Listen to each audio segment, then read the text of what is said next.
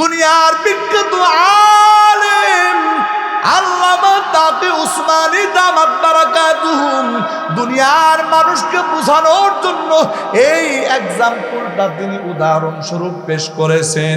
ও দুনিয়ার ইমানদার, এই দুনিয়াতে তুমি চাকরি করো ভালো বুঝো, তুমি ব্যবসা করো তোমার ব্যবসাটাও তুমি ভালো বুঝো, তুমি কৃষি কাজ করো রে ভাই তোমার কৃষি কাজটাও তুমি ভালো বুঝো, এই দুনিয়াতে তুমি যত কায় কারবার করো সব কিছু তুমি ভালো বুঝো, কিন্তু শুধুমাত্র তুমি দিনটা বুঝো না।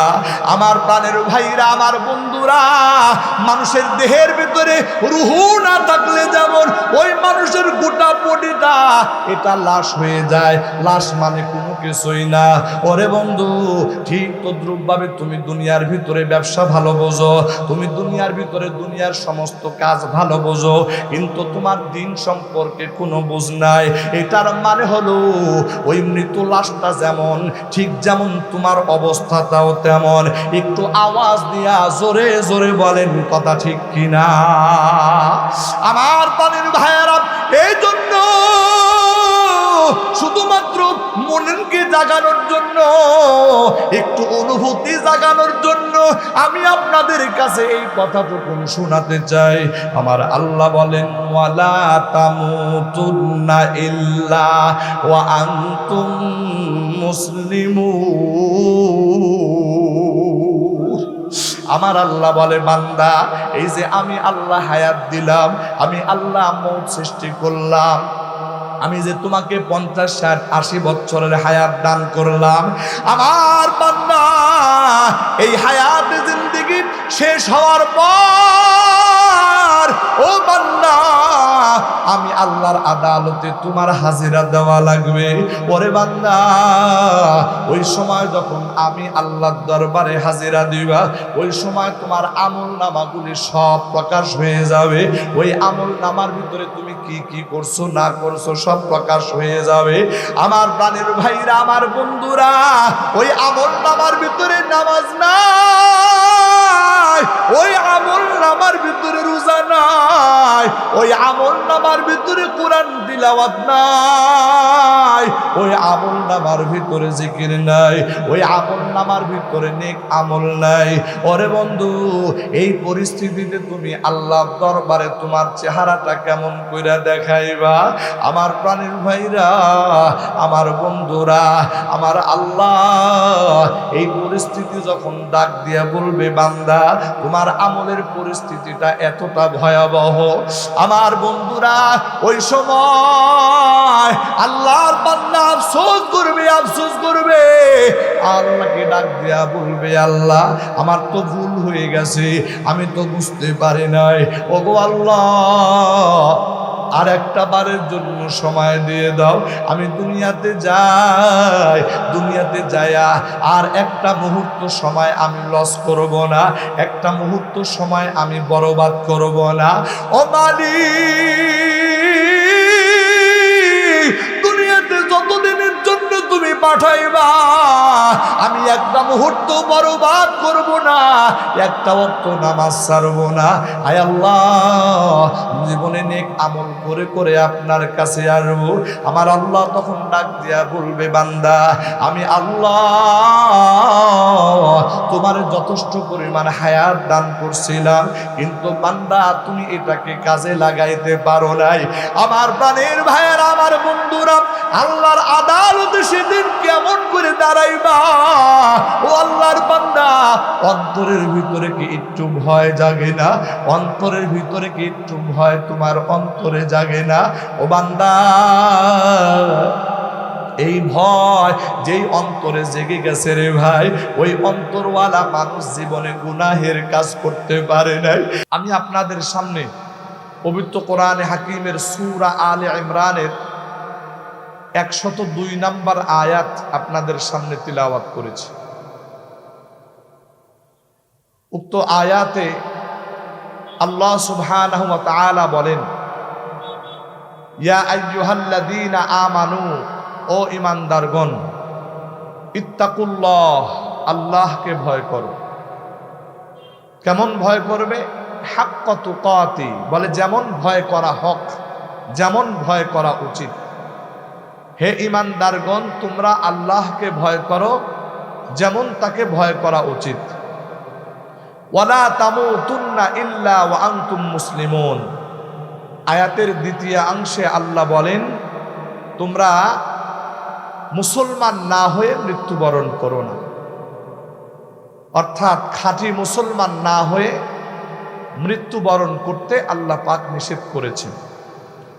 সম্মানিত উপস্থিতি, আমি আপনাদের কাছে একটা ছোট্ট প্রশ্ন করতে চাই। আমরা যারা এখানে বসা আছি সবাইকে খাঁটি মুসলমান হতে পেরেছি? আজকে আমাদের যেই সমাজ ব্যবস্থা, এই সমাজ ব্যবস্থার ভিতরে শতকরা 100% মুসলমানের ভিতরে আপনি জেনে রাখবেন যে আমরা নিজেদেরকে মুসলমান হিসাবে দাবি করি, কথা সত্য, কিন্তু মুসলমান তার মূল ভিত্তি হলো ঈমান। আর ঈমানের মৌলিক কথাগুলো যেই কালিমাগুলোর ভিতরে আছে, আজকে আমরা মুসলমান সমাজের মুসলমানরা মোটামুটি 100%-এর ভিতরে প্রায় 90% মুসলমান আমরা আমাদের ঈমানের মূল ভিত্তি যে কালিমা, এই কালিমাগুলোই আমাদের জানা নেই। হয়তোবা বেশির থেকে বেশি কালিমায়ে তৈয়বা, যেটা লা ইলাহা ইল্লাল্লাহু মুহাম্মাদুর রাসূলুল্লাহ, এই কালিমাটা মোটামুটিভাবে আমাদের কাছে পরিচিত। এরপরেও যদি কাউকে জিজ্ঞেস করা হয়, তাহলে আমাদের ঈমানের মূল ভিত্তি যে কালিমা, এই কালিমাটা সঠিকভাবে সহি শুদ্ধভাবে উচ্চারণ করে বলনেওয়ালা মুসলমানের সংখ্যা বর্তমানে আমাদের সমাজে বড় অভাব। কথা বলেন ঠিক কিনা? শুধু তাই না, এই কালিমার পরে আরেকটা কালিমার নাম হলো কালিমায়ে শাহাদাত। এটাও হয়তোবা শতকরা 2-4 জন বলতে পারে, কিন্তু এর পরের যে কালিমাগুলো আছে, ঈমানে মুফাসসাল, ঈমানে মুজমাল, এগুলোর কথা যদি জিজ্ঞেস করা হয় কোনো মুসলমানকে, আমার মনে হয় উনি এই কথা বলবেন যে হুজুর এটা খায় না, মাথায় দেয়। তার মানে হলো আমরা আসলে মুসলমান, কথা সত্য, কিন্তু আমার ঈমানের ভিত্তি যেই কালিমাগুলোর ভিতরে আছে, আমরা এমন মুসলমান, নামধারী মুসলমান, এই কালিমাগুলো আমরা ঠিক মতো জানি না, বরং এই কালিমা এগুলো শুনলেও আমাদের কাছে অপরিচিত মনে হয়। একটু আওয়াজ দিয়ে বলেন, আমি ঠিক বললাম না ঠিক বললাম? আমার আবার ভয় লাগে, কারণ এখানে লেখা আছে সচেতন যুব সংঘ। তার মানে যুবকরা এমনিই সচেতন আছে, ওনাদেরকে আর সচেতন করব কোন ভাষায়, এই ভাষা তো আমার জানা নাই। অবশ্যই কোনো এলাকার কোনো সমাজের যুবক যদি সচেতন হয়, তারা যদি দিন বুঝে দিনের উপরে চলে, আল্লাহর কসম করে বলি ওই অঞ্চলের ভিতরে কোনো নাস্তিক এবং মুরতাদের কোনো স্থান হবে না। কথা বলেন ঠিক কিনা? এজন্য অবশ্যই যুবকদের সচেতন হওয়া দরকার। আল্লাহ পাক যেন এই যুব সমাজকে হযরত খালিদ বিন ওয়ালিদের মতো কবুল করে নেন। সকলে বলেন আমিন। সম্মানিত হাজিরিন, এরপরে আমি 2-1টা কাটা কথা বলি, আপনারা মনে কষ্ট নিয়েন না। কালিমার পরে সবথেকে বড় ইবাদতের নাম হলো নামাজ। সবথেকে বড় ইবাদতের নাম কি? সবাই একটু আওয়াজ দিতে হবে, বলেন কি নাম? নামাজ। এই নামাজ কয়জন মুসলমান পড়ে আর কয়জন মুসলমান পড়ে না? মাশাআল্লাহ, শহর ভিত্তিক অঞ্চলগুলোতে কিছু মানুষ নামাজি আছে, কিন্তু দেশ গ্রাম অঞ্চলে, গ্রাম অঞ্চলে এমনও কিছু কিছু এলাকা আছে যে আজান দেওয়ার পরে নামাজ পড়ার জন্য ইকামত দিতে হবে, ইকামত কে দিবে লোক খুঁজে পায় না। কি বলেন, আছে না নাই? তাহলে আমাদের মুসলমানদের পার্সেন্টেজ কোথায়? আল্লাহ বলেন ওয়ালা তামুতুন্না ইল্লা ওয়া আনতুম মুসলিমুন। আমার আল্লাহ বলে, খবরদার খবরদার, মুসলমান না হয়ে কিন্তু মৃত্যুবরণ করা যাবে না। আমার বন্ধুরা, সামান্য মাত্র কিছু কথা আপনাদের সামনে শেয়ার করতে চাই রে বন্ধু। যেই মুসলমানগুলি এক শ্রেণীর মুসলমান আছে, নাম কাওয়াস্তে মুসলমান, নামাজের ধারে কাছেও তারা নাই। পরে বন্ধু, নামাজের সময় হলে মসজিদগুলো পরিপূর্ণ হয়ে যাওয়ার কথা। ওই মহল্লার ভিতরে কত কত শত শত হাজার হাজার মুসলমান বসবাস করে। আমার বন্ধুরা, এরপরেও যখন নামাজের সময় হয়ে যায়, দেখা যাবে ওই মসজিদের ভিতরে, ওই মহল্লার মসজিদ, এলাকার মসজিদের ভিতরে গেলে দেখা যাবে রে ভাই, এক কাতার মুসল্লি আছে, দুই কাতার মুসল্লি আছে। অথচ এলাকার সমস্ত মুসলমান যদি নামাজ আদায় করত, পরে বন্ধু ওই মসজিদ তো ওই মসজিদ, আরো ডাবল মসজিদের দরকার হয়তো। একটু আওয়াজ দেয়া জোরে বলেন কথা ঠিক কিনা? আমার বন্ধুগণ, এরপরে আরো একটা কথা বলতে চাই।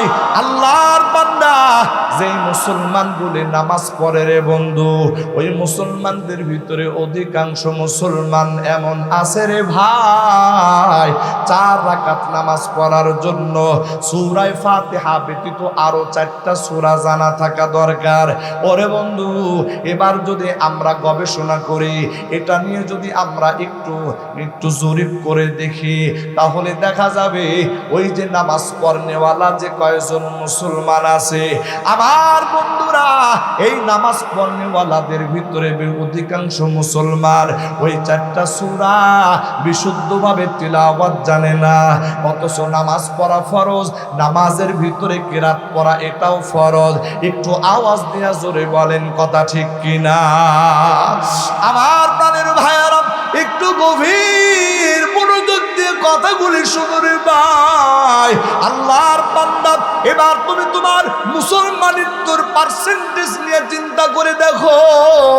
তুমি যে নিজেকে মুসলমান দাবি করো, ওরে বান্দা, নামাজ পড়ার জন্য 4টা সূরা সহি শুদ্ধভাবে জানা দরকার, এতটুকু তুমি জানো না।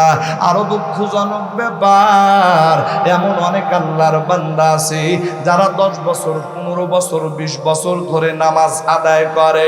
শুধু তাই নয়, কপালের ভিতরে দাগ পড়ে গেছে রে ভাই। আল্লাহর বান্দা দৈনন্দিন মাগরিবের নামাজ, ঈশার নামাজ, ফজরের নামাজ ইমামের পিছনে আদায় করে আসছে। ওরে বন্ধু, এই রকম অনেক নামাজি মুসলমান আছে রে ভাই। ওই মুসলমানকে যদি আপনি সূরাতুল ফাতিহা জিজ্ঞেস করেন, ওই মুসলমান বিশুদ্ধভাবে, সহি শুদ্ধভাবে সূরাতুল ফাতিহা পর্যন্ত বলতে পারবে না। একটু আওয়াজ দিয়া জোরে জোরে বলেন কথা ঠিক কিনা? বন্ধুরা আমার, একটু গভীর মনোযোগ দিয়ে কথাগুলি শুনো রে ভাই, আর দিলের কান দিয়ে কথাগুলো বুঝার চেষ্টা করো। আল্লাহর বান্দা, তাহলে আল্লাহর আদালতে একদিন তো দাঁড়াইতে হবে। ওরে বন্ধু, তুমি তো মুসলমান হিসাবে আল্লাহর আদালতে দাঁড়ায় যাইবা। আল্লাহর আদালতে দাঁড়ায় তুমি ওই দিন কি জবাব দিবা? ওরে বন্ধু, শুধু তাই নয়, শুধু তাই নয়, যদি বলতে যাই বহু কথা বলতে হয়। মনে কষ্ট দিবেন না, রাগ করবেন না, যেহেতু কথা প্রসঙ্গে কথা চলে আসছে, এই জন্য বলতে চাই। আমার প্রাণের ভাইয়ারা, আমাদের সমাজে এমন অনেক মুসলমান আছে যে মুসলমান এইরকম ভাবে জানাজার নামাজের নিয়ম জানে না।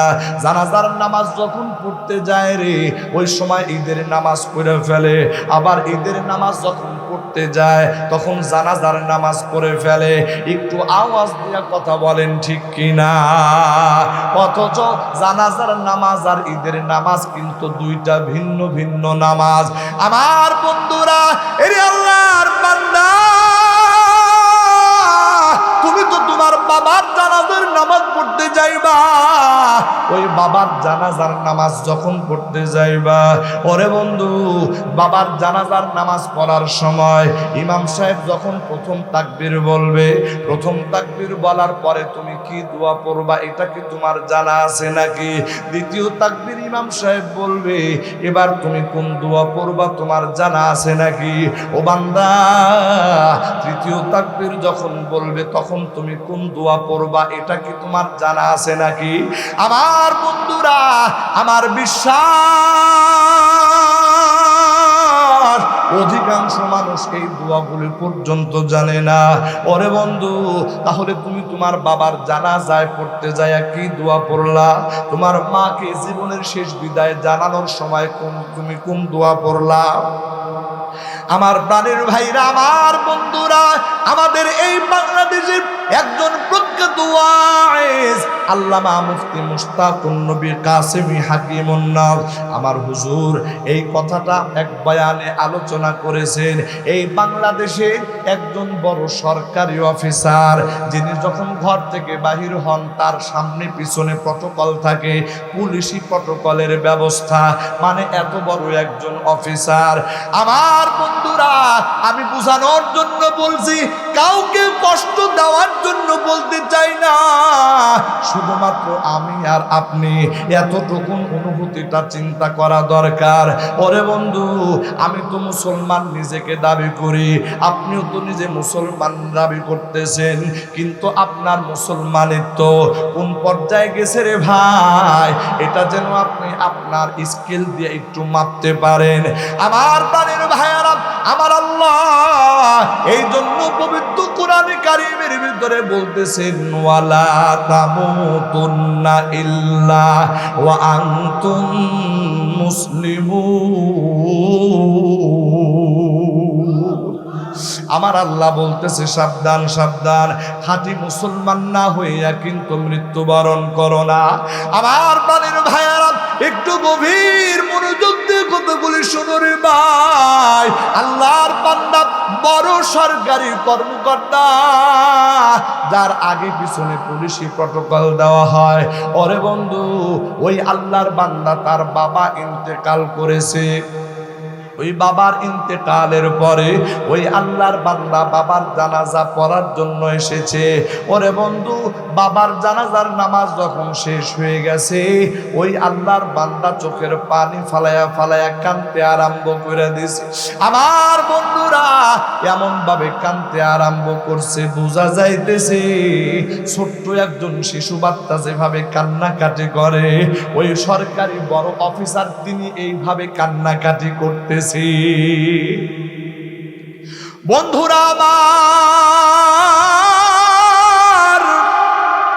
এলাকার মুরব্বীরা আগে আসছে, পিঠের ভিতরে হাত বুলায় ডাক দিয়া বলে, ও ভাই, ও বাজান, শোনো শোনো, বাবা মা তো এমন জিনিস চিরজীবন কারো বেঁচে থাকে না, এই মা আর বাবা দুনিয়া থেকে চলেই যায়, এই জন্য এই রকম বেসামাল হয়ে কান্নাকাটি করতে হয় না। এই রকম ভাবে বুঝাইতেছে রে ভাই, কিন্তু আল্লাহর বান্দার চোখের পানি মুছে না, বরং কান্নাকাটি চলতেছে, কান্নাকাটি চলতেছে। এই রকম ভাবে চলতে চলতে এক পর্যায়ে মসজিদের ইমাম ওই আল্লাহর বান্দার কাছে চলে আসছে, সান্ত্বনা দেওয়ার জন্য বলতেছে, ভাই আপনি তো বড় একজন শিক্ষিত মানুষ, আপনি যদি এই রকম ভাবে কান্নাকাটি করেন দেখতে খারাপ দেখা যায়, আপনি মেহেরবানি করে চোখের পানিটা মুছে ফেলুন। আল্লাহর বান্দা ইমাম সাহেব যখন তার কাছে আসছে, এবার ওই আল্লাহর বান্দা ইমাম সাহেবকে ডাক দিয়া বলে, হুজুর, এলাকার সমস্ত মানুষ মনে করেছে আমার বাবা ইন্তেকাল করেছে, এই জন্য বুঝি আমি কান্নাকাটি করি, কিন্তু না না, বাবা মারা যাবে এটা স্বাভাবিক ব্যাপার, বাবা মা যদি মারা যায় সন্তানের খারাপ লাগবে, এটাও স্বাভাবিক ব্যাপার, এটাও আমি স্বাভাবিকভাবেই নিয়েছি। কিন্তু যেটা অসুবিধা, এটা দুনিয়ার কোনো মানুষ না জানুক, আমি আপনার কাছে জানাতে চাই। ওই আল্লাহর বান্দা ডাক দিয়ে বলতেছে, হুজুর আমি আমার বাবা শৈশবকালে এত কষ্ট করে আমাকে লেখাপড়া করাইলেন, এত কষ্ট করে আমার লেখাপড়া করায়া এত বড় অফিসার বানাইলেন, এখন আমার ডানে বামে সামনে পিছনে পুলিশি প্রোটোকল দেওয়া হয়। এই পুলিশি প্রোটোকল, এটার মাধ্যমে আমি কোথাও গেলে এবং কোথাও থেকে আসলে এই রকম পুলিশি প্রোটোকল দেওয়া হয়। এবার আল্লাহর বান্দা বলতে, হুজুর আমার যেই বাবা মাথার ঘাম পায়ে ফালাইয়া আমি সন্তানকে এইরকম শিক্ষিত বানাইলো, হুজুর গো আমার ওই বাবা এখন দুনিয়ার থেকে বিদায় হয়ে গেলেন, আমি সন্তান আমার বাবার জন্য শেষ দোয়া করার জন্য আমার বাবার জন্য আমি দাঁড়াইয়া গেলাম। কিন্তু কি বলবো হুজুর, আপনি যখন জানাজার নামাজে প্রথম তাকবীর বলেছেন, আমি তো কোনো দোয়া জানি না, চুপচাপ আছি। ডানে বামে অনেক আল্লাহর বান্দা কি কি যেন দোয়া পড়ে। আবার যখন দ্বিতীয় তাকবীর বললেন, আমি তো কোন দোয়া কালাম জানি না। আবার যখন তৃতীয় তাকবীর বললেন, আমি চুপচাপ দাঁড়ায় আছি, কোনো কিছুই বলতে পারি না। ওই বান্দা বলতেছে, হুজুর গো আমার বাবা এত ভালো মানুষ, আমার বাবা আমাকে মানুষ বানাইছে, এত বড় অফিসার বানাইছে, এখন আমি আমার বাবাকে জীবনের শেষ বিদায় জানাইতে আসলাম, কিন্তু কোন দুয়ার মাধ্যমে আমি আমার বাবাকে বিদায় জানাবো? আমি এমন হতভাগ্য সন্তান, একটা দোয়াও বলতে পারলাম না। আল্লাহর বান্দা ডাক দিয়া বলতেছে, হুজুর এখন তো মনে হইতেছে আমার গোটা জীবনটাই ব্যর্থ হয়ে গেল। আমার বাবা আমার প্রতি এত প্রতিদান, এত ইহসান দিলেন, অথচ আমি আমার বাবার জীবনের শেষ বিদায় জানাবো, একটা মুহূর্তের জন্য আমার জবান দিয়ে একটা দোয়া বাহির হলো না। ওই বাবা, ওই আল্লাহর বান্দা আফসোস করতেছে, আফসোস করতেছে। আমার বন্ধুরা এই ঘটনা এই জন্য শুনাইলাম, আল্লাহর বান্দা এটা কিন্তু শুধুমাত্র একটা ঘটনা না, ওরে বন্ধু এটা কিন্তু আমাদের সমাজের বাস্তব চিত্র। একটু আওয়াজ দিয়া জোরে জোরে বলেন কথা ঠিক কিনা? আমার বন্ধুরা এই যদি হয় পরিস্থিতির ভাই, আল্লাহর বান্দা আল্লাহর আদালতে যেদিন দাঁড়ায়া যাবে, ও বন্ধু ওই দিন আপনি মুসলমানিত্বের পরিচয়টা কিভাবে তুলে ধরবেন?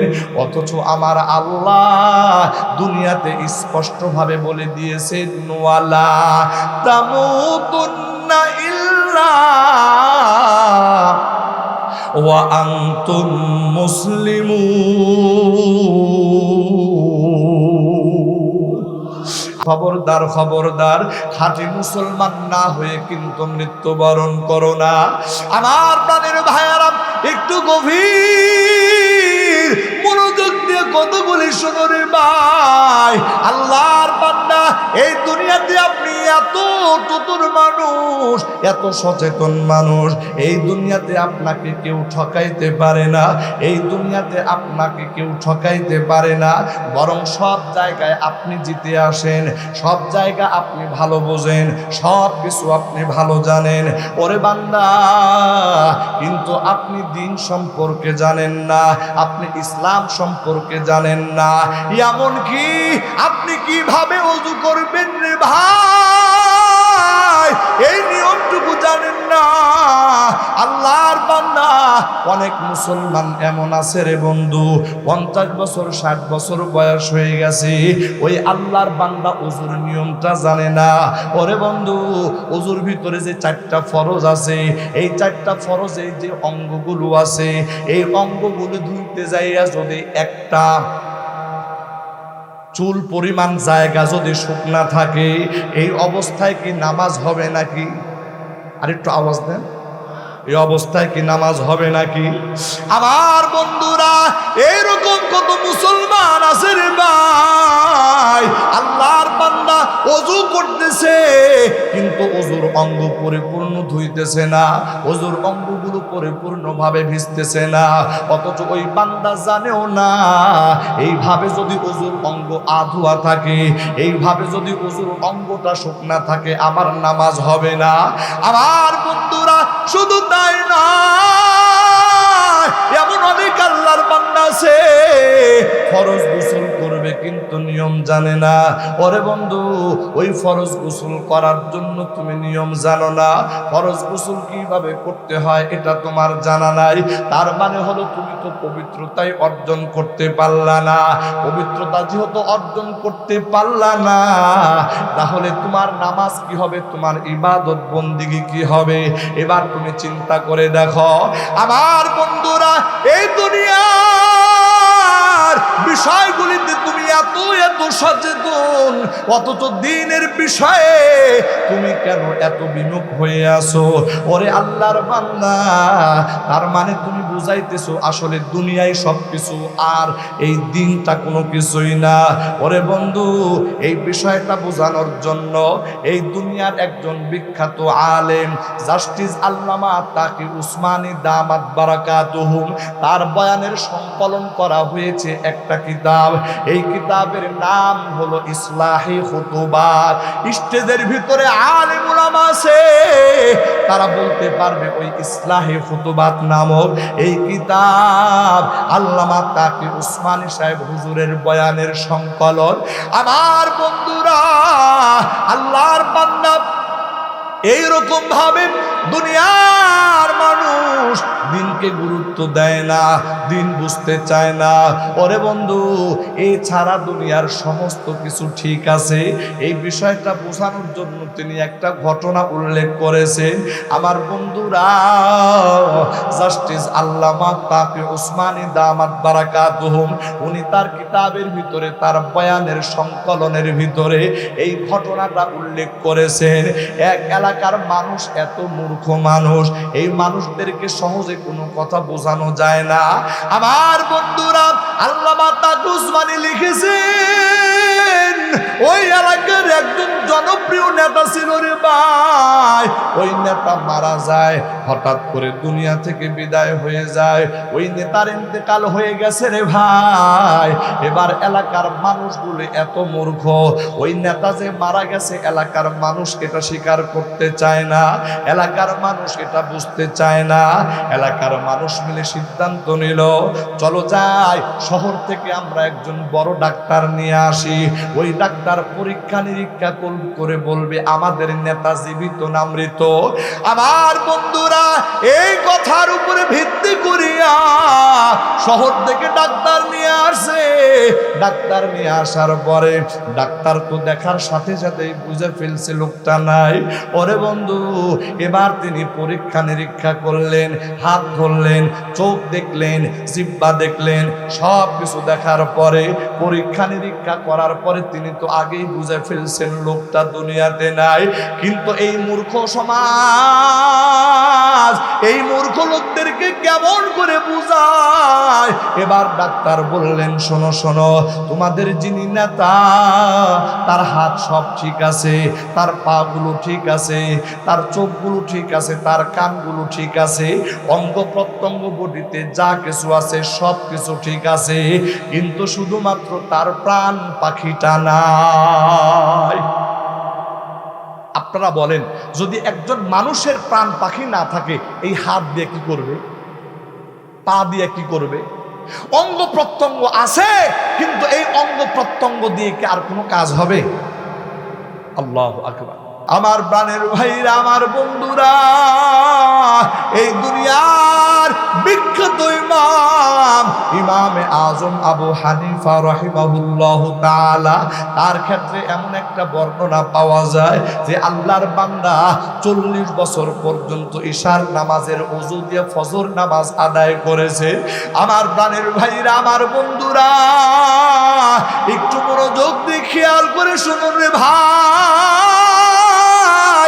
এত বড় একজন ইমাম, এত বড় একজন আলেম, এত বড় একজন ফকিহ যে কিনা 40 বছর পর্যন্ত এইরকম ঈশার নামাজের ওযু দিয়ে ফজরের নামাজ আদায় করেছে। আমার বন্ধুরা একটু গভীর মনোযোগ দিয়ে কথাগুলো বোঝার চেষ্টা করুন। এই কথার মানে হলো আল্লাহর বান্দা 40 বছর পর্যন্ত রাতের বেলা বিছানার সঙ্গে পিঠ লাগায় নাই। আল্লাহু আকবার। আমার বন্ধুরা এই কথা কেন বললাম রে ভাই? আল্লাহর বান্দা এত বড় একজন আলেম, এত বড় একজন ফকিহ হওয়ার পরেও এই রকম ভাবে কেন ইবাদত করলেন, কেন ইবাদত করলেন? ওরে বন্ধু, ওই কথাটা জাগ্রত হয়ে গেছে। আল্লাহর আদালতে দাঁড়াইতে হবে, জীবনের সমস্ত আমলনামাগুলি আল্লাহর দরবারে প্রকাশ হয়ে যাবে। কিন্তু ওই দিন আমলনামা আল্লাহর দরবারে প্রকাশ হবে, কিন্তু আমার আমলনামার ভিতরে আমি কি নিয়ে আল্লাহর দরবারে হাজির হব, এই চিন্তা যখন চলে আসছে রে বন্ধু, এই জন্য 40 বছর পর্যন্ত ঈশার ওযু দিয়া ফজরের নামাজ আদায় করেছে। আমার প্রাণের ভাইরা, এবার আপনি আর আমরা একটু আমাদের বিষয়ে চিন্তা করি। শহরের জীবনে আমরা বসবাস করি, আল্লাহর বান্দা এই শহরের মানুষগুলি কত রাত জীবনে জেগে থাকে রে ভাই। আল্লাহর বান্দা ব্রাজিল আর্জেন্টিনার খেলা দেখার জন্য কত রাত আমরা জেগেছি। ওরে বন্ধু, আল্লাহর বান্দা যখন বিবাহ শাদীর অনুষ্ঠান হয়, গায়ে হলুদের অনুষ্ঠান হয়, ওই গায়ে হলুদের অনুষ্ঠানের ভিতরে আমরা যাইয়া নাচ গান করি আর কত রকম পাগলামি মাতলামি করি রে ভাই। আল্লাহর বান্দা কত রাত এইরকম বিবাহের গায়ে হলুদের অনুষ্ঠানে জেগে থাকলাম। আমার প্রাণের ভাইয়েরা, আমার বন্ধুরা, বন্ধু বান্ধবের সঙ্গে আড্ডা দিয়া কত রাত আমরা জেগে জেগে কাটাইলাম। ও বন্ধু, এখন তো আরো আধুনিক ভার্সন হয়ে গেছে, আমাদের সকলের হাতে এইরকম ফোন আছে। এই ফোন দিয়ে আমরা সারা রাত এইরকম ভাবে ফেসবুক চালাইতে থাকি, সারা রাত এইরকম মোবাইল ফোন চালাইতে থাকি। আমার প্রাণের ভাইরা, আমার বন্ধুরা, আল্লাহর আদালতে যেদিন দাঁড়ায়া যাইবা, এ ভাই, ওই দিন যদি আমার আল্লাহ এই কথা তোমার জিজ্ঞেস করে, বান্দা আমি আল্লাহর ভয়ে তুমি কয়টা রাত জাগিয়া জাগিয়া নামাজ আদায় করেছো রে বান্দা? আমি আল্লাহর ভয়ে তুমি কয়টা রাত্রি জাগরণ করিয়া চোখের পানি ফালায়া ফালায়া তোমার গুনাহগুলি মাফ চাইছো? আমি আল্লাহর ভয়ে কয়টা রাত জাগিয়া এই রকম কুরআনুল কারীম তিলাওয়াত করেছো রে বান্দা? কয়টা রাত জেগে জেগে জিকির আজকার করেছো? ও বান্দা, আজকে আমি আল্লাহর দরবারে এই হিসাবটা দিয়ে যাও। ওরে বন্ধু, সেই দিন আমি আল্লাহর দরবারে কেমন করে চেহারাটা দেখাবো? আমার প্রাণের ভাইয়েরা, আমার বন্ধুরা, এই জন্য আমি শুধুমাত্র অনুভূতি জাগ্রত করার জন্য কথাগুলো বলতে চাই। আল্লাহর বান্দা, এই দুনিয়াতে আমি আর আপনি কয়দিন থাকবো? আরে একজন মুমিন ইমানদার মাত্র এই কথাটা বিশ্বাসযোগ্য, এই কথাটা বিশ্বাস করার মতো। এই যে আমরা চোখের পাতা বন্ধ করি আর চোখের পাতা খুলি, ওরে বন্ধু, এই চোখের পাতা বন্ধ আর খুলতে যেই সেকেন্ডের সময় এমনও হইতে পারে আমার চোখের পাতা বন্ধ করার পরে খোলার আগেই মালাকুল মউত আমার দরবারে হাজির হয়ে যেতে পারে। আমার প্রাণের ভাইয়েরা, এই দুনিয়া এমন বহু দৃশ্য দেখেছি রে ভাই। আল্লাহর বান্দা, তুমি কেমন চিন্তা করো, কেমন ভাবো আমি জানি না। আল্লাহর বান্দা, এই দুনিয়াতে এমন অনেক বৃদ্ধ বাবারা বেঁচে আছে, কিন্তু ওই বাবার সামনে তার একেবারে তরতাজা যুবক সন্তানটা লাশ হয়ে গেছে। আমার বন্ধুরা, এই দুনিয়াতে অনেক দাদারা বেঁচে আছে, কিন্তু তার সামনে তার কুচি নাতিটা দুনিয়া থেকে বিদায় হয়ে গেছে। বড় ভাই দুনিয়াতে বেঁচে আছে, ছোট ভাই দুনিয়া থেকে বিদায় হয়ে গেছে। আবার এমনও অনেক দৃশ্য দেখেছি, আল্লাহর বান্দা ক্যান্সারের রোগে আক্রান্ত হয়ে আছে, বিছানার ভিতরে শুয়ে শুয়ে দিন গুনতেছে কবে যেন মারা যায়। ওরে বন্ধু, এই রকম ক্যান্সারের রোগী বিছানার ভিতরে পড়ে আছে, অথচ তারই আত্মীয় স্বজনের ভিতরে একজন যুবক মানুষ দুনিয়া থেকে বিদায় হয়ে গেছে, একজন সুস্থ মানুষ দুনিয়া থেকে বিদায় হয়ে গেছে। আমার প্রাণের ভাইয়ের, আমার বন্ধুরা, এটাই যদি বাস্তব হয় আল্লাহর বান্দা, তাহলে আমার আপনার এত চিন্তা কিসের? ও বন্ধু, তাহলে আমার আপনার হাতে তো মোটেও সময় নাই। আমার আপনার জন্য কখন আল্লাহর ডাক চলে আসবে এটা আমি আপনি জানি না। ওরে বন্ধু, অথচ আজকে আমার বয়স হয়ে গেছে 40 বছর, আপনার বয়স 50-60 বছরও হয়ে গেছে। আমার প্রাণের ভাইয়েরা, আমার বন্ধুরা, এই জীবন পার হয়ে গেছে রে ভাই। ওই জীবনের ফিরিস্তি যদি করা হয়, দেখা যাবে আমার আপনার আমল নামার ভিতরে আরে শুধু গুনাহ করে করে করে করে জীবনটা বরবাদ করে ফেলাইছি। আমার বন্ধুরা, এই গুনাহ নিয়েই কি আমরা আল্লাহর দরবারে হাজির হব নাকি? না না, আজকে এই ময়দান থেকে আমরা একটা সিদ্ধান্ত নিয়ে যেতে চাই। আমরা মালিককে বলতে চাই, মালিক, এতদিন পর্যন্ত গুনাহ করেছি আল্লাহ, বুঝতে পারি নাই, অন্যায় হয়ে গেছে। আয় আল্লাহ, আমাদের সেই গুনাহগুলির দিকে তাকাইও না আল্লাহ। তোমার রহমান রহিম গফফার সত্তার নামগুলির দিকে তাকায়া আল্লাহ আমাদের জীবনের তামাম গুনাহ খাতাগুলি মাফ করে দাও। ওগো আল্লাহ, আমরা তওবা করতেছি, আজকের পর থেকে নিয়ে যতদিন বাঁচবো আর একটা মুহূর্ত আমরা মিথ্যা কথা বলবো না, আর এক ওয়াক্ত নামাজ আমরা ছাড়বো না, আর কোনোদিন সুদ ঘুষ খাবো না, মাদকিয়াবা সেবন করবো না, আর মা বাবার অবাধ্য কোনোদিন হব না। আয় আল্লাহ, আর জীবনে আপনার নাফরমানি করব না। ওরে বন্ধু, আজকের এই ময়দান থেকে যদি আল্লাহর বান্দারা এই রকম ভাবে আল্লাহর ডাক দিয়ে একটু বলতে পারি, রে ভাই আমার আল্লাহ পবিত্র কোরআনুল কারীম ইরশাদ করেন, ইয়া ইবাদি আল্লাযীনা আসরাফু আলা আনফুসিহিম লা তাকনাতু মির রাহমাতিল্লাহ, ইন্নাল্লাহা ইয়াগফিরুদ যুনুবা জামিআ। আর প্রাণের ভাইরা, আমার বন্ধুরা, এই দুনিয়ার বিখ্যাত ইমামে আজম আবু হানিফা রাহিমাহুল্লাহু তাআলা, তার ক্ষেত্রে এমন একটা বর্ণনা পাওয়া যায় যে আল্লাহর বান্দা 40 বছর পর্যন্ত ঈশার নামাজের ওযু দিয়ে ফজর নামাজ আদায় করেছে। আমার প্রাণের ভাইরা, আমার বন্ধুরা, একটু মনোযোগ দিয়ে খেয়াল করে শুনুন রে ভাই, এত বড় একজন ইমাম, এত বড় একজন আলেম, এত বড় একজন ফকিহ, যে কিনা 40 বছর পর্যন্ত এইরকম ঈশার নামাজের ওযু দিয়ে ফজরের নামাজ আদায় করেছে।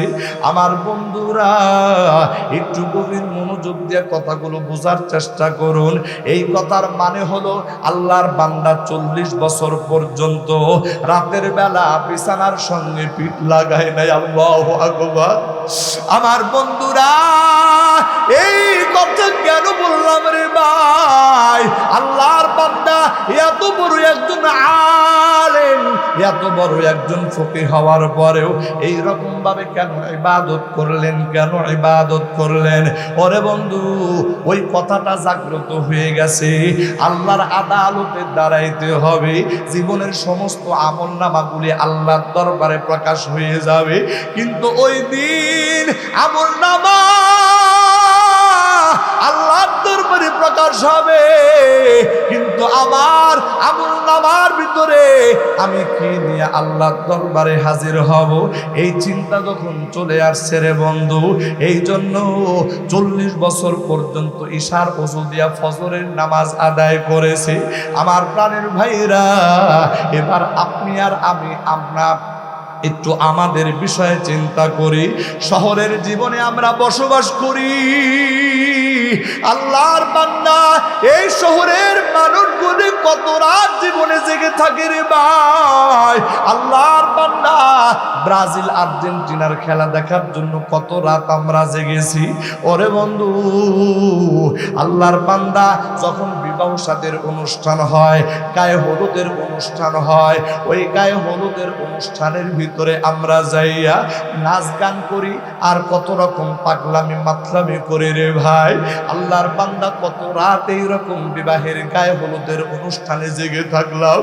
আমার প্রাণের ভাইয়েরা, আমার বন্ধুরা, বন্ধু বান্ধবের সঙ্গে আড্ডা দিয়া কত রাত আমরা জেগে জেগে কাটাইলাম।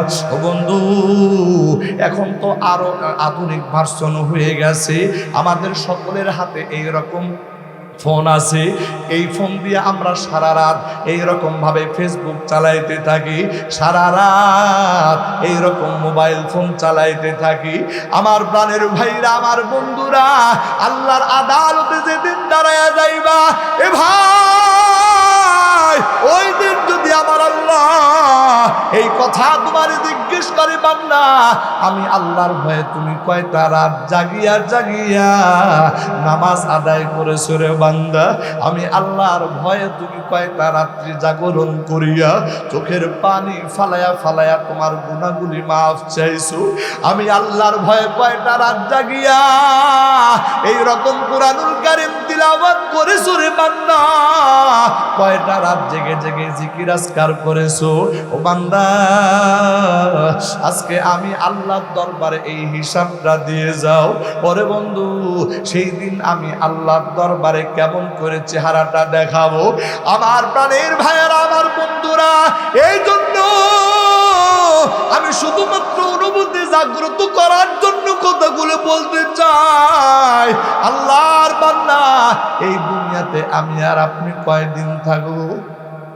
আরে, একজন মুমিন ইমানদার মাত্র এই কথাটা বিশ্বাসযোগ্য, এই কথাটা বিশ্বাস করার মতো।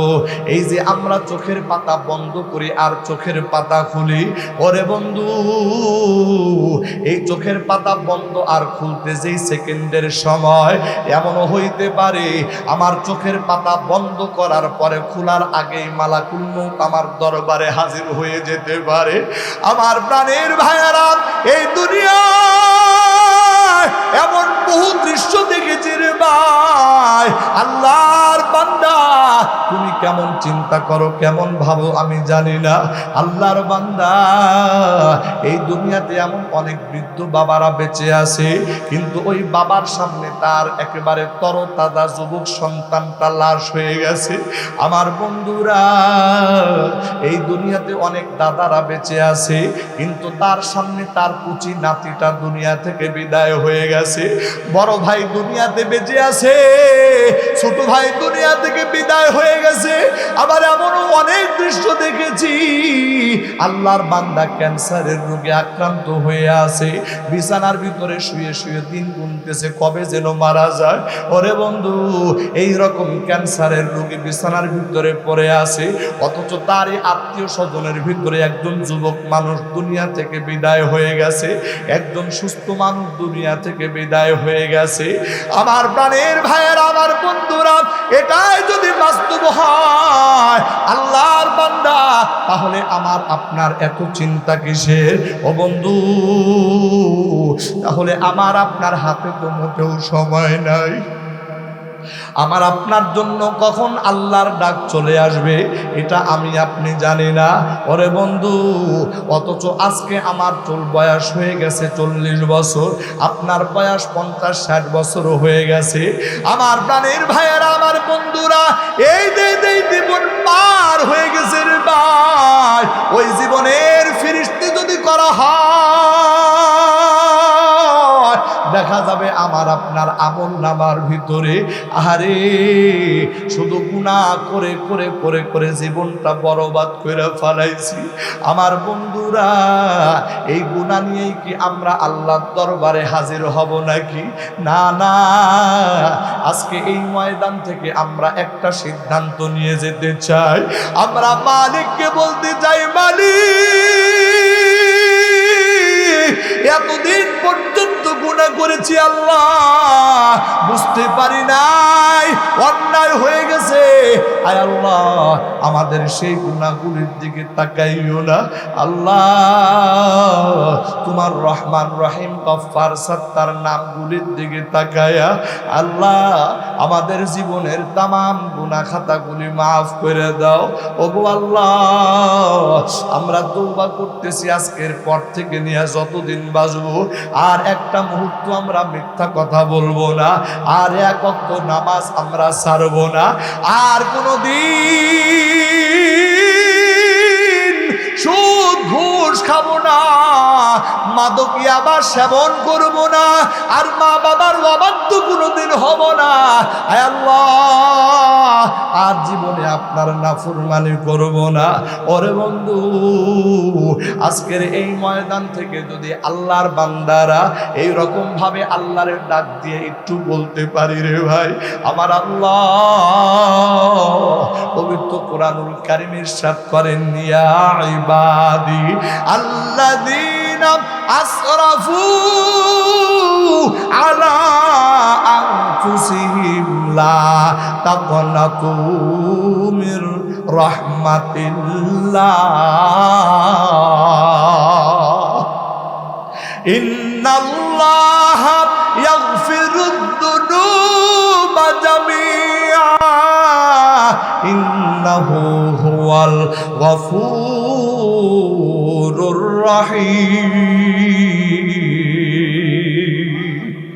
আমার প্রাণের ভাইয়েরা, আমার বন্ধুরা, আমার আল্লাহ ডাক দিয়া বলে, ও আমার বান্দা, তোমার গুনাহ উহুদ পাহাড়ের সমান হয়ে গেছে, অথবা সমুদ্রের ফেনা থেকেও তোমার গুনাহ বেশি হয়ে গেছে। ওরে বান্দা, আমি আল্লাহর রহমত থেকে নিরাশ হইও না, নিরাশ হইও না। যদি তুমি তোমার গুনার জন্য অনুতপ্ত হইয়া আমি আল্লাহর দিকে প্রত্যাবর্তন করো, ফিরে আসো রে বান্দা, আমি আল্লাহ কথা দিলাম, কথা দিলাম, তোমার জিন্দেগির তামাম গুনাহ খাতা মাফ করে দেব। একটু আওয়াজ দিয়া জোরে জোরে বলেন সুবহানাল্লাহ। আমার প্রাণের ভাইয়েরা, আমার বন্ধুরা, আমার আল্লাহর বান্দার প্রতি কেমন মায়া। আমার বন্ধুরা, এই কথাগুলি যদি শুনাইতে শুরু করে রে বন্ধু, ঘন্টার পর ঘন্টা পার হয়ে যাবে, কিন্তু আমার আল্লাহর মায়া আর দয়ার কথা বলে শেষ করা যাবে না।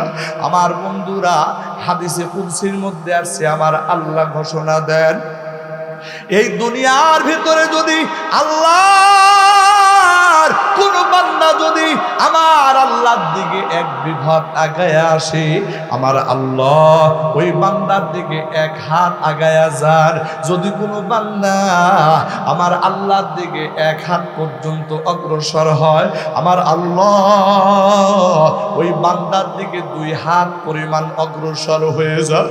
যদি কোনো বান্দা আমার আল্লাহর পথে হেঁটে হেঁটে চলতে আরম্ভ করে রে ভাই, আমার আল্লাহ ওই বান্দার দিকে এইরকম রহমত নিয়ে বান্দার দিকে দৌড়ায়া দৌড়ায়া অগ্রসর হয়।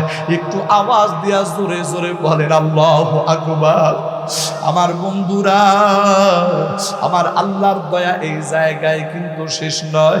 ওরে বন্ধু, যদি দুনিয়াতে কোনো বান্দা কোনো নেক আমল করে, নেক আমল করার নিয়ত করে, তখন পর্যন্ত নেক আমলটা করতে পারে নাই, আমার বন্ধুরা, আমার আল্লাহ ওই বান্দা নেক আমলের নিয়ত করার সাথে সাথে নেকি লিখে ফেলেন। আল্লাহু আকবার। আমার বন্ধুরা, এরপরে যখন ওই বান্দা নেক আমল করে ফলায়, আমার আল্লাহ একের বদলে 10, 10 থেকে নিয়া 700 পর্যন্ত আমার আল্লাহ ওই বান্দার নেকিটাকে বাড়াইতে থাকেন, শুধু বাড়াইতে থাকেন। একটু আওয়াজ দিয়া জোরে জোরে বলেন সুবহানাল্লাহ। আমার বন্ধুরা, কিন্তু বিপরীতে যদি আল্লাহর কোনো বান্দা কোনো গুনাহ করার জন্য এই রকম নিয়ত করে ফেলায়, যতক্ষণ পর্যন্ত ওই বান্দা গুনাহ না করবে ততক্ষণ পর্যন্ত ওই বান্দার আমল নামায় কোনো গুনাহ লেখা হয় না। ওরে বন্ধু, শুধু তাই নয়, ওই বান্দা যখন গুনাহটা কইরাই ফেলে, ফেরেশতা আল্লাহকে ডাক দেয়া বলে, আল্লাহ গুনাহ তো কইরা ফেলাইছি। আমার আল্লাহ তখন ফেরেশতাকে ডাক দেয়া বলে, ও ফেরেশতা, আমার বান্দা গুনাহ করছে, কিন্তু এখনই তার আমল নামায় এটা লিখো না, একটু সময় দাও, হয়তো আমার বান্দা তওবা করে আমার কাছে ফিরে আসবে।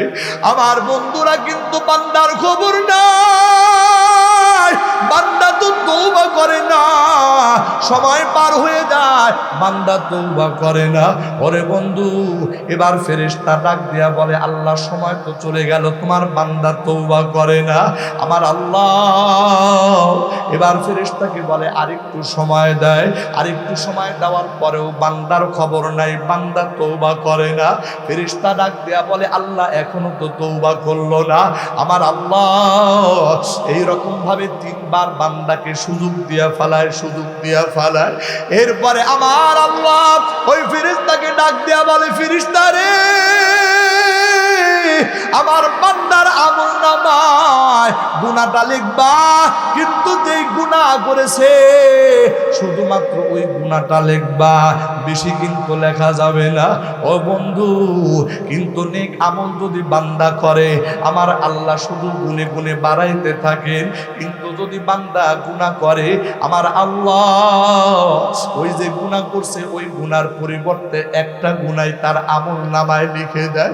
আমার বন্ধুরা, এই ঘটনার মাধ্যমে প্রমাণ হয় আমার আল্লাহ বান্দার প্রতি কত মায়া।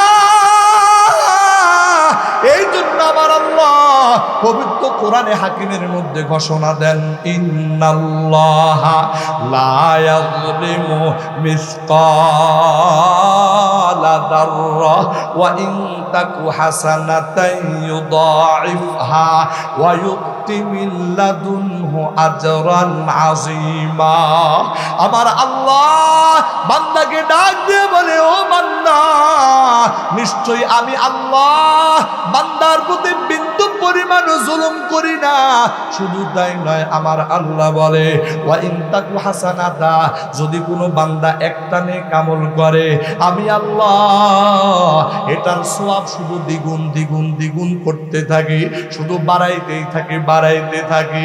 আমার প্রাণের ভাইরা, আমার বন্ধুরা, এর মানে হলো আমার আল্লাহ এটা চায় না বান্দা এইরকম জাহান্নামের আগুনে জ্বলুক, পুড়ে যাক, এটা আমার আল্লাহ চায় না।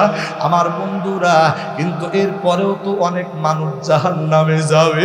আমার প্রাণের ভাইরা, আমার বন্ধুরা, এটা কেন রে ভাই? এটার কারণ হলো ওই বান্দা জমিনে নাফরমানি করে করে সীমা লঙ্ঘন করার কারণে জাহান্নামী হয়ে যাচ্ছে।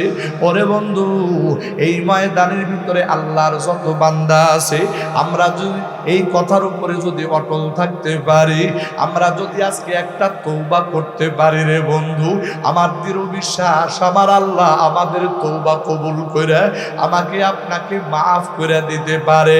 একটু জোরে জোরে আওয়াজ দিয়ে বলেন কথা ঠিক কিনা? আমার প্রাণের ভাইয়েরা, আমার বন্ধুরা, এই জন্য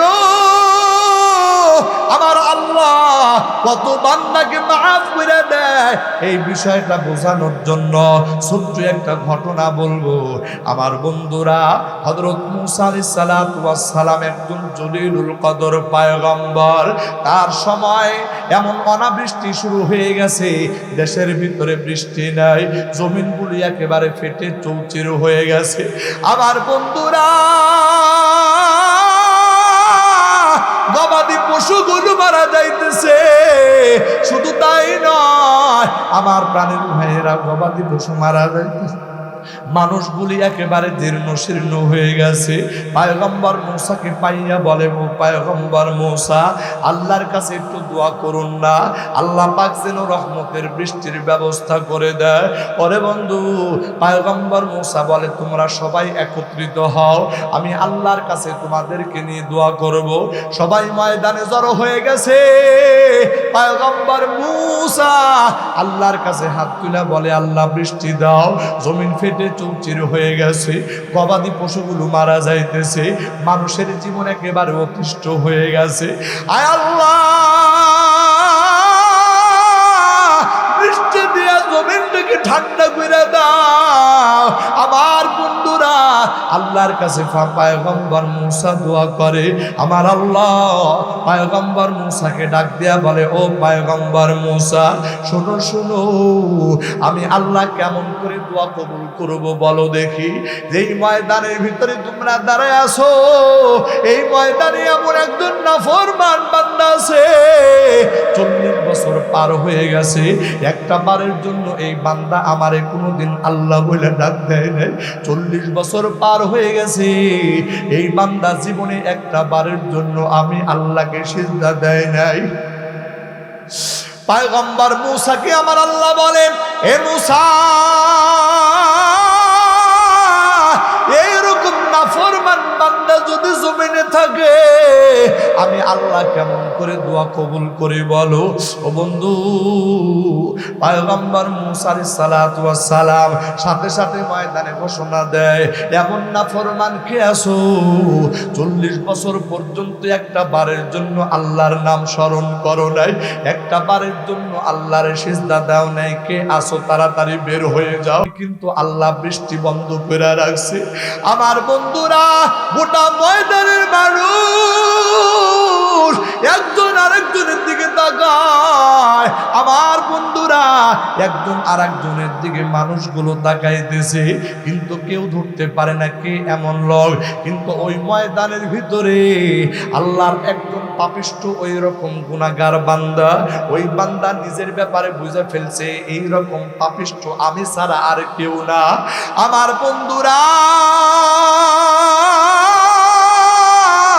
ওই বান্দার ডানেও তাকায় না, বামেও তাকায় না, জমিনের দিকে তাকায় আছে, চক্ষু টান টল টল করতেছে, আর আফসোস করে বলতেছে, হায় আফসোস, আমি এত বড় পাপী, এত বড় গুনাহগার, আমার গুনার কারণে আল্লাহ নারাজ হয়ে গেছে, আল্লাহ অসন্তুষ্ট হয়ে গেছে, আজকে আমি সমাজের জন্য বোঝা হয়ে গেছি।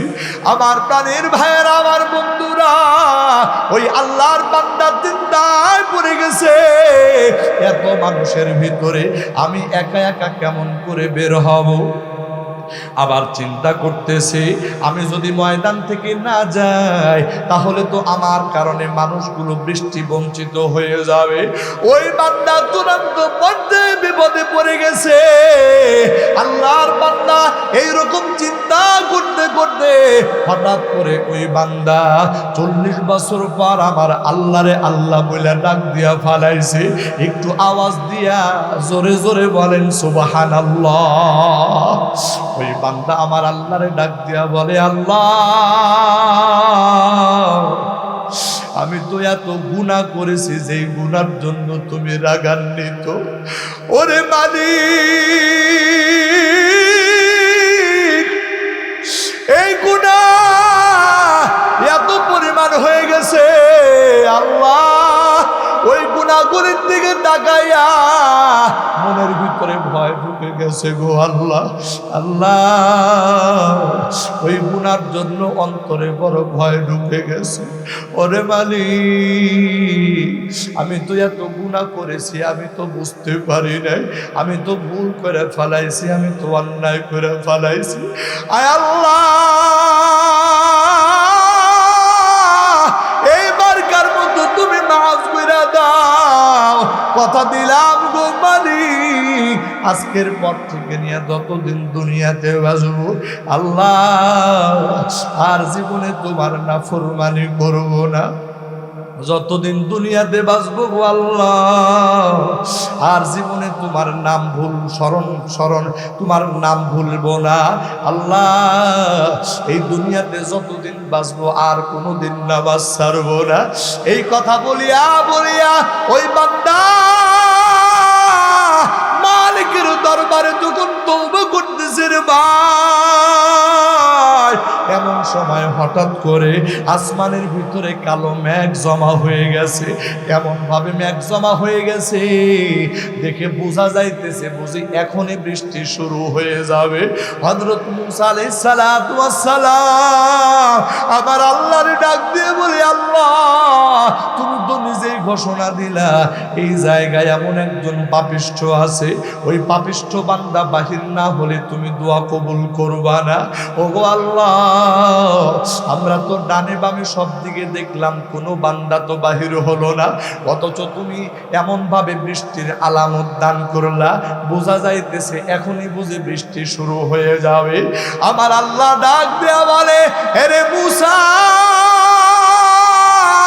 যেই বান্দার জন্য বৃষ্টি বন্ধ রাখছিলাম আমি ওই বান্দার জন্য এখন বৃষ্টি দেওয়ার ফয়সালা করে ফেলাইছি। মূসা বলে, আল্লাহ বিষয়টা কেমন হয়ে গেল না, কিছুই তো বুঝলাম না।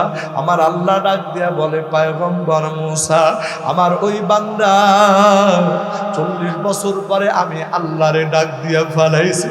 আমি আল্লাহরে ডাক দিয়া বলে, আল্লাহ আমি তো ভুল করে গুনাহ করেছি, আমি বড় অন্যায় করে ফেলাইছি, আমার মস্ত বড় ভুল হয়ে গেছে। আল্লাহ এইবারকার মতো তুমি আমারে ক্ষমা করে দাও। এই বলিয়া ওই বান্দা গুনার জন্য অনুতপ্ত হইয়া যখন আমি আল্লাহকে ডাক দিয়া ফেলাইছি, আমি আল্লাহ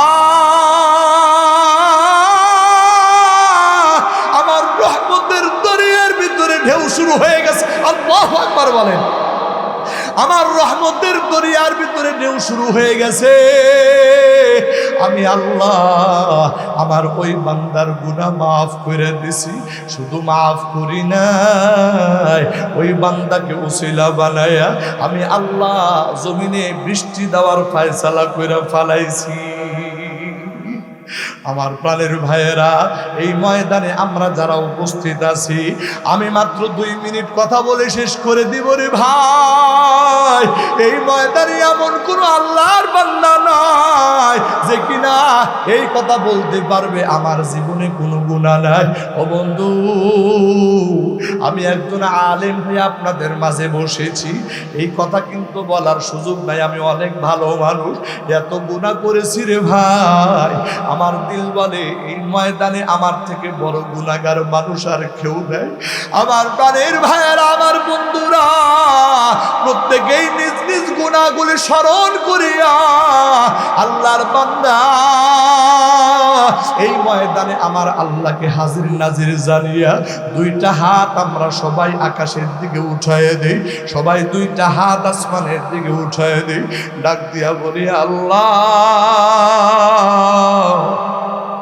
জীবন ভর গুনাহ আর গুনাহ করেছি গো আল্লাহ, একটা গুনার সাজা যদি তুমি দাও রে মালিক, কোটি কোটি বছর জাহান্নামের আগুনে জ্বলবো। আল্লাহ তোমার দরবারে ফরিয়াদ, আল্লাহ এক মুহূর্ত পর্যন্ত জাহান্নামের আগুনে জ্বলার ক্ষমতা আমাদের নাই আল্লাহ, তাই আমরা তোমার কাছে মাফ চাই গো আল্লাহ। এইবারের মতো আমাদের গুনাহ খাতাগুলি মাফ করে দাও। যত গুনাহ করেছি গো আল্লাহ, কবিরা গুনাহ সগীরা গুনাহ, জানা অজানা, দিনের আলোতে রাতের অন্ধকারে, শিরিক বিদআত কুফরি যত গুনাহ করেছি আল্লাহ, সকল গুনাহ খাতাগুলি তুমি মাফ করে দাও। আয় আল্লাহ কথা দিলাম গো মালিক, আজকের পর থেকে নিয়ে যতদিন দুনিয়াতে বাঁচবো গো আল্লাহ, আর এক ওয়াক্ত নামাজ ছাড়বো না, আর কোনোদিন মিথ্যা কথা বলবো না, আর কোনোদিন মদ গাঁজা সেবন করব না, আর কোনোদিন সুদ ঘুষ খাবো না গো আল্লাহ, আর কোনোদিন মা বাবার অবাধ্য হব না, আর কোনোদিন তোমার নাফরমানি করব না গো আল্লাহ। আয় আল্লাহ, মেহেরবানি করে আমাদের তওবাগুলি তুমি কবুল করে নাও। জবান খুলে আওয়াজ দিয়া জোরে জোরে বলেন আমিন। আল্লাহরে ডাক দিয়া বলেন আল্লাহ, জীবনে কত তওবা করেছি গো আল্লাহ, আবার তওবা ভঙ্গ করেছি। আজকের এই যে ময়দান, ঐতিহাসিক রাজাবাড়ি ময়দান আল্লাহ, এই ময়দানে আমরা যে তওবা করতেছি আল্লাহ, মৃত্যুর আগ পর্যন্ত এই তওবার উপরে তুমি আমাদেরকে অটল থাকার তৌফিক দান করে দাও। জবান খুলিয়া আওয়াজ দিয়া জোরে জোরে বলেন আমিন। দুইটা হাত নামায়া দেন। আল্লাহ, আজকে এই ময়দানে যত বান্দারা উপস্থিত সবাইরে মাফ করে দাও আল্লাহ। আল্লাহ, তোমার বান্দারা বহু টাকা পয়সা খরচ করিয়া আজকের এই সুন্দর ইন্তজাম করেছে, মাহফিলের ব্যবস্থা করা হয়েছে আল্লাহ। যারা টাকা পয়সা দিয়া, বিবেক বুদ্ধি পরামর্শ দিয়া সহযোগিতা করেছে, আয় আল্লাহ, এই মাহফিলখানা তুমি তাদের সকলের জন্য নাজাতের জরিয়া বানায়া দাও। জবান খুলে আওয়াজ দিয়া জোরে জোরে বলেন আমিন। আল্লাহ পাক আজকের মাহফিলখানা কবুল করুন। আজকের মাহফিলকে উসিলা বানায়া অত্র এলাকার সমস্ত মানুষকে আল্লাহ হেদায়েত দান করুন, এবং প্রতিটা মানুষ, প্রতিটা ঘরের প্রতিটা নারী এবং পুরুষকে যেন আল্লাহ তাআলা নামাজি, দিনদার, মুত্তাকি হিসাবে কবুল করে নেন। সকলে বলে আমিন। ওয়া আখিরু দাওয়ানা আনিল হামদুলিল্লাহি রাব্বিল আলামিন।